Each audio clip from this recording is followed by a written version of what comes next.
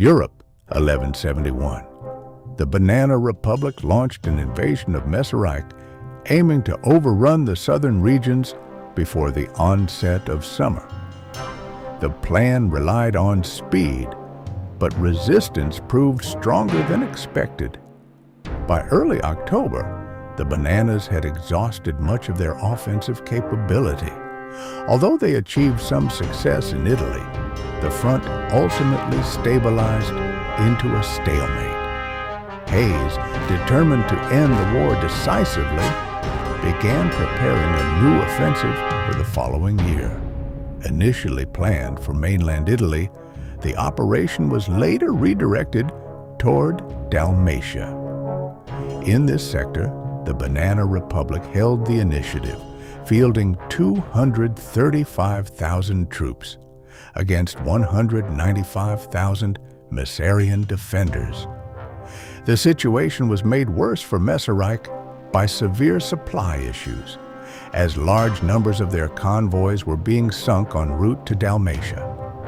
The objective of the campaign was clear: reach the city of Helioscity and destroy the Dalmatian field army. At the start of the offensive, Banana forces advanced rapidly. Disorganized Mesarian units were forced into a hasty retreat. However, under Moskin's command, they were reorganized and formed a defensive line that managed to temporarily stabilize the front. In the south, Banana momentum led to a major breakthrough, while in the north, the front moved more slowly. A second breakthrough in the northern sector soon followed, allowing Banana forces to advance quickly and capture large areas with minimal resistance. With the front collapsing, the Bananas prepared for the final push toward Helioscity. However, in the early stages, fierce resistance limited their gains. Hayes responded by ordering a full-scale offensive to ensure the complete capture of Dalmatia. The first phase focused on cutting the main railway supplying Mesarian forces. Once this was achieved, the defenders were forced to retreat again. Helioscity now lay just 60 kilometers from the front, and it appeared that the campaign was nearing its conclusion. At this critical moment, Messerich introduced a new weapon, the Messerwerfer 41, a rocket artillery system.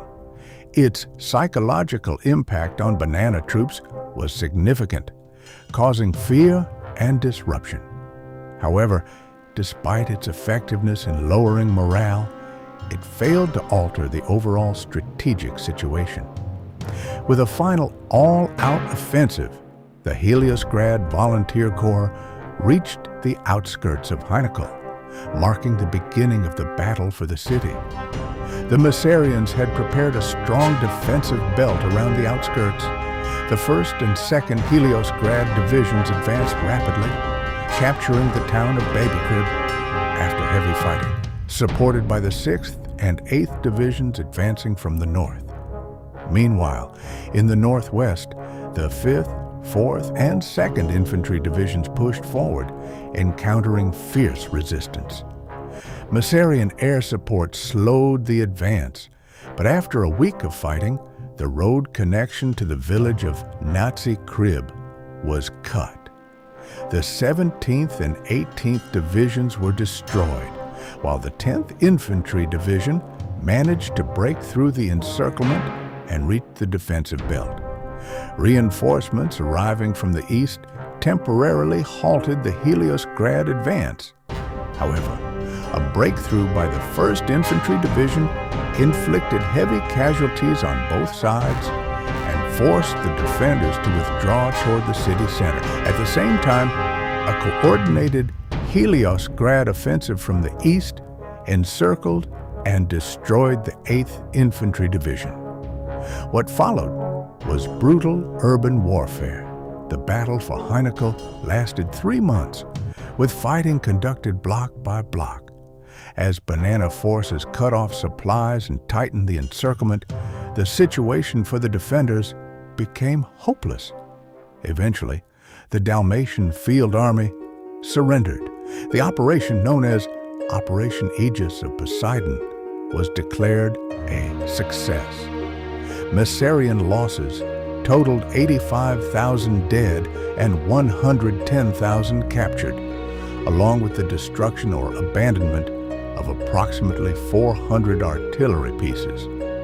Hassian forces also suffered heavy losses, with around 65,000 killed and 100 artillery pieces destroyed, but they had achieved their objective. The defeat sent shock waves throughout Mesarike. Panic spread among the civilian population, but instead of collapsing, the nation mobilized.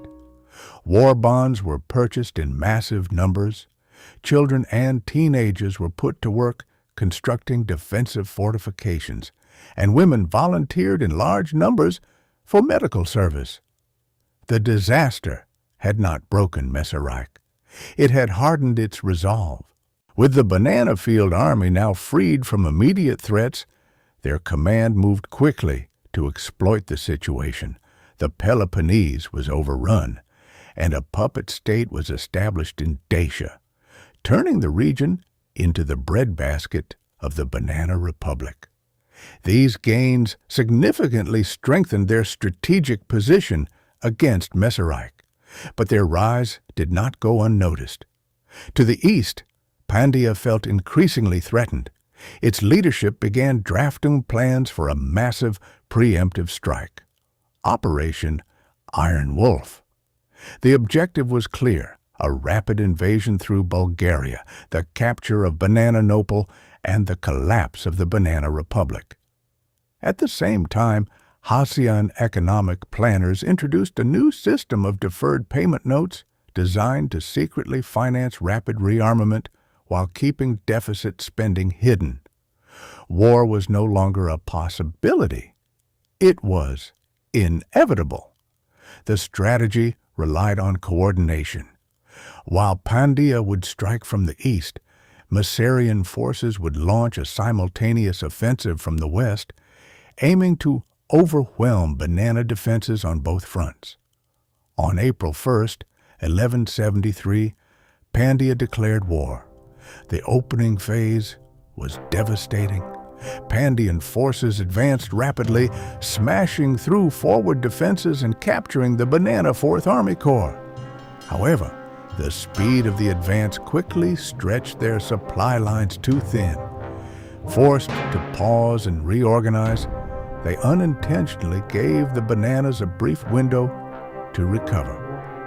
Even so, the damage had already been done. Pandian troops breached the first defensive line, throwing the defenders into chaos. In response, Caesari reorganized the army along a second defensive line in the mountainous hills. There, layered trenches and fortified positions made any further advance extremely difficult. Meanwhile, the Banana Republic began full-scale mobilization. Just like Mesarike before them, civilians were drawn into the war effort. Bananople was heavily fortified, and even the coastline was prepared in case of a naval invasion. That fear would soon become reality. As the Pandians pressed from the east, Mesarike launched a major offensive from the west. Their forces broke through weakened Banana positions and pushed them back to within 50 kilometers of Napoli, relieving pressure on their own fronts and buying valuable time. The Banana High Command was now under extreme pressure, fighting a two-front war while struggling to maintain supply lines. Still, they fought back where they could. Banana naval forces began large-scale convoy raids against Mesarike, disrupting supplies and forcing the Mycerians to divert resources to protection duties. But a third power was about to enter the war. Jared, driven by ambitions to seize Bosalum, launched a surprise attack. Without warning, Jaredian forces bombed key Hassian targets before preparing a massive naval invasion into recently occupied Dalmatia. On the morning of June 6, 1173, the invasion began. 200,000 Gerudian troops landed along the Dalmatian coast. They were met by 75,000 Hessian defenders, entrenched in strong positions across hills and mountains. Bunkers, rough terrain, and prepared defenses gave the defenders a significant advantage. Offshore, the Gerudian navy deployed in force to cover the landings. However, their fleet had been split into two groups, one protecting the landing forces, the other positioned further out. With three active fronts, the Banana Republic was beginning to struggle. Resources were stretched thin, and the strain on both manpower and logistics was becoming increasingly difficult to manage. In response, Hayes requested aid from Helioscity.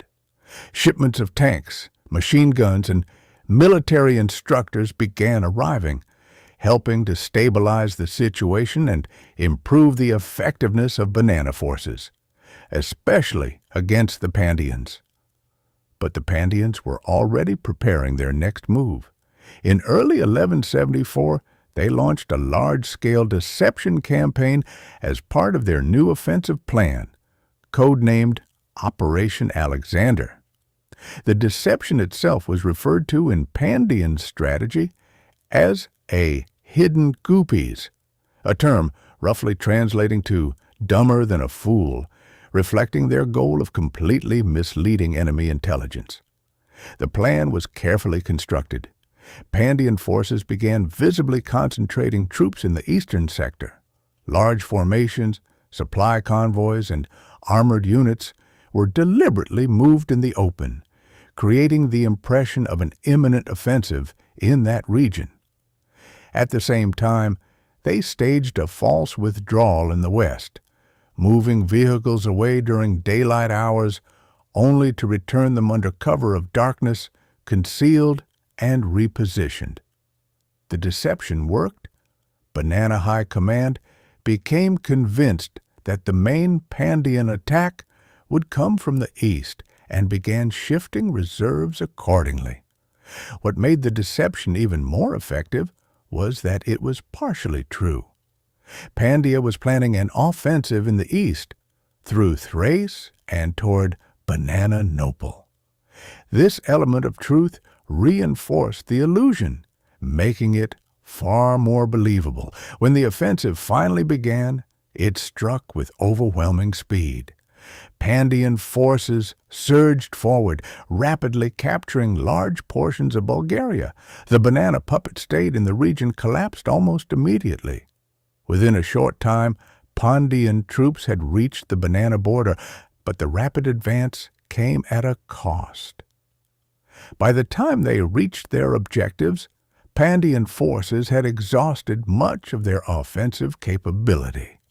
Still, they had achieved what they wanted: shock, disruption, and panic. And panic they caused.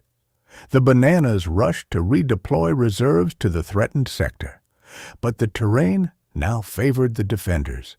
Fighting in the mountainous regions proved extremely difficult. Trenches, layered barbed wire, and heavy artillery slowed any further Pandian advance. Armored units became ineffective, while infantry assaults suffered heavy losses.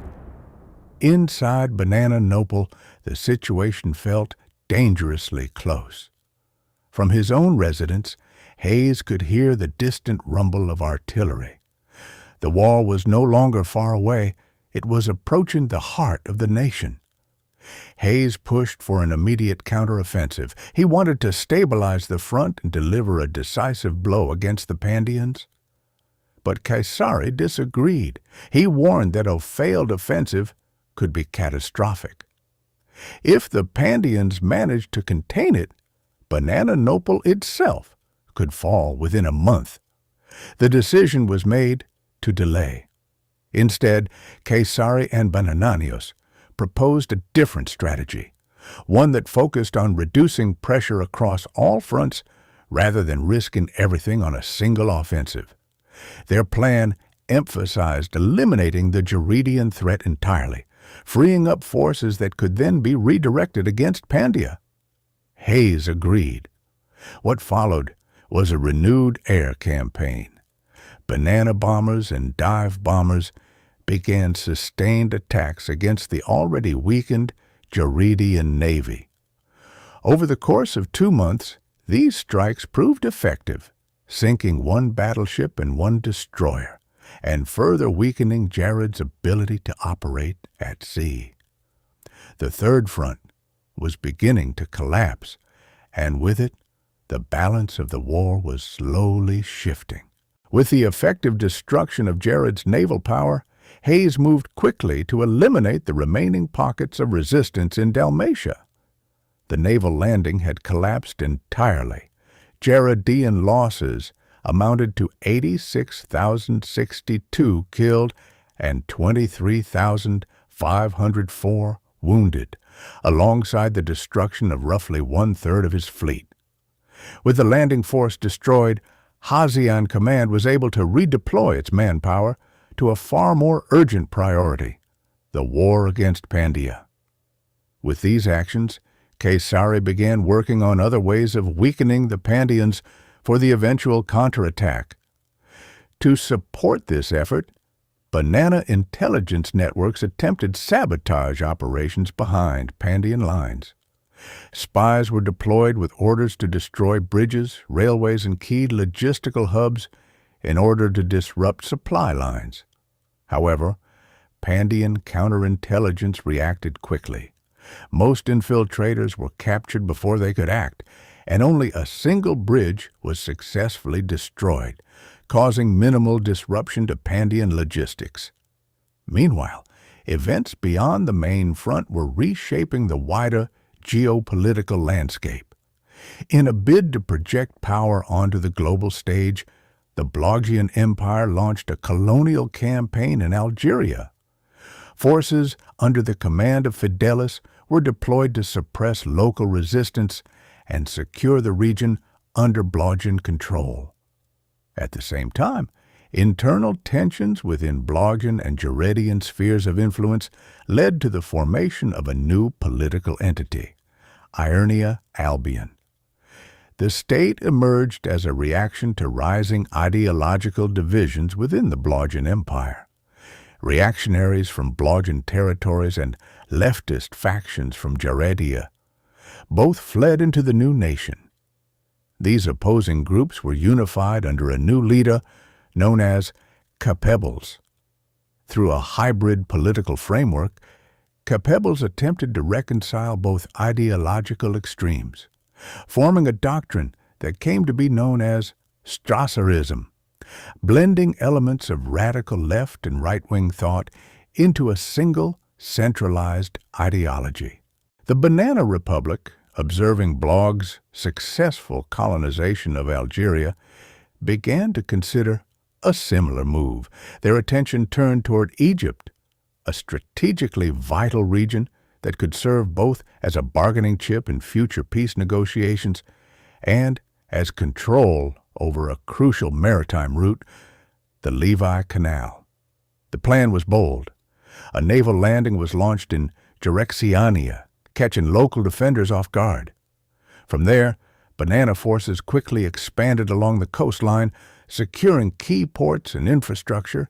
Resistance, though present, was disorganized and unable to mount a coordinated defense. Within a short time, organized opposition collapsed. While small pockets of resistance continued to operate inland, Egypt was effectively under Banana control. The capture of the Levi Canal gave the Banana Republic a powerful strategic advantage, allowing them to influence regional trade and supply routes. Meanwhile, Jared's navy remained inactive. Already weakened from previous losses and under constant threat of aerial bombardment, it was forced to remain in port within Messerich. Any attempt to sortie risked immediate destruction. For the time being, the sea belonged to the Bananas.